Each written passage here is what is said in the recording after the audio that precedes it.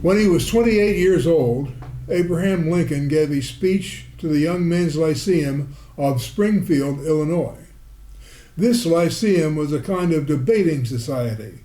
Folks went to listen to debates as a form of entertainment, before television, radio, movies, or even vaudeville. 20 years later, Mr. Lincoln would debate Stephen Douglas in a famous series of debates in a campaign for the United States Senate.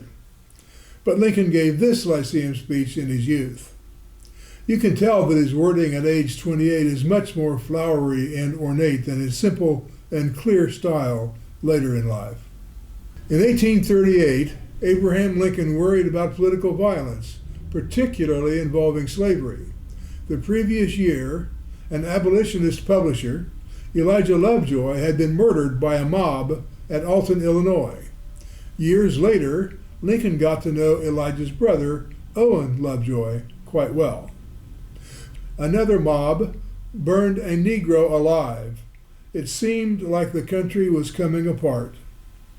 Lincoln was particularly concerned that most of the veterans of the American Revolution had died by then, and revolutionary idealism, it seemed, had died with them. Lincoln described the lynching he had been told about.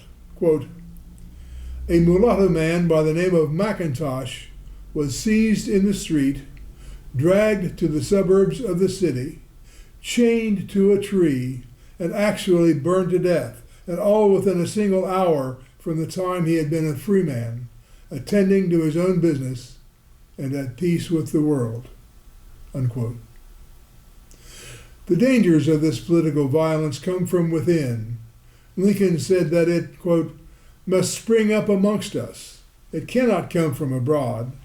If destruction be our lot, we must ourselves be its author and finisher. As a nation of free men, we must live through all time or die by suicide." Unquote. What do we do in uncertain times? Lincoln's answer was to concentrate on obeying the laws. Here is his prescription. The answer is simple. Let every American, every lover of liberty, every well-wisher to his posterity, swear by the blood of the Revolution never to violate in the least particular the laws of the country, and never to tolerate their violation by others. Unquote. Lincoln's answer was not to look for a strong leader to fix things. Rather, he said simply, obey the laws, all the laws. I'm going to switch from 1838 to the present day to these uncertain times. I charge Donald Trump with violating the law, and as a result, people have died and continue to die.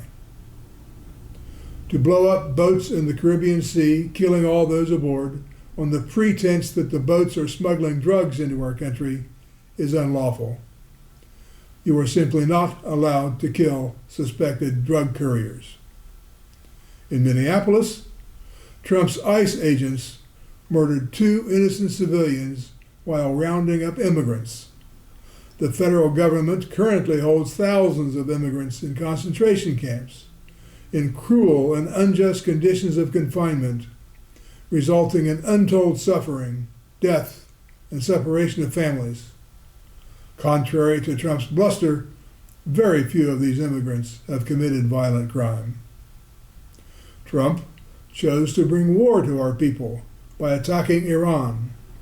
On the first day of the war, our misdirected missile killed about 120 children. Children.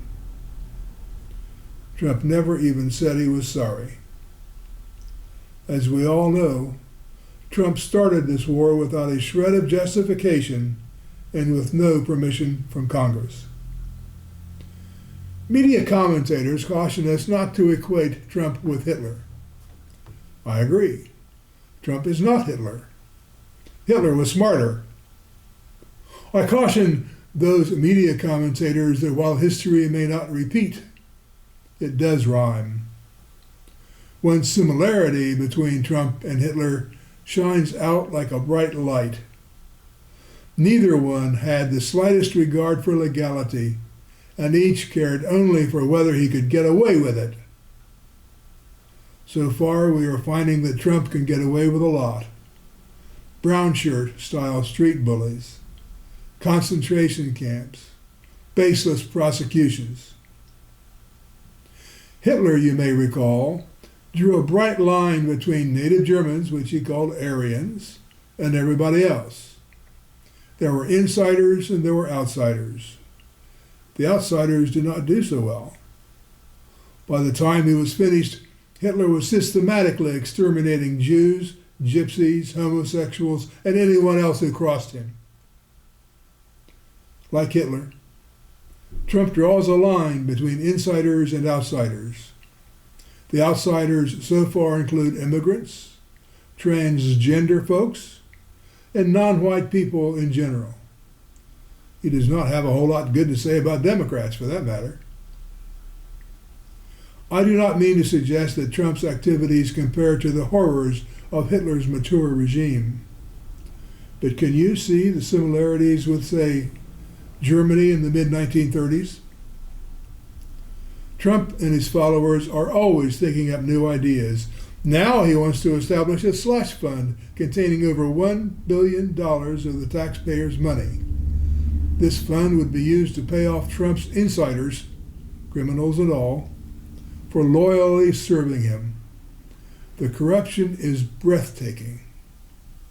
So, what can we do to stop the Trumpification of the United States of America? Flood the zone this fall and vote the rascals out. We need to vote in numbers sufficient to overcome the gerrymandering. We must persuade all Democrats to go to the polls and figure out how to attract independent voters and thinking Republicans to vote with us. That means we need to communicate with the traditional middle-of-the-road citizen who voted Republican before Trump came along and probably stayed on board after Trump appeared. In the meantime, demonstrate in a nonviolent way that we still control the streets of our cities and our neighborhoods. So come out with us and say, "No kings, not here."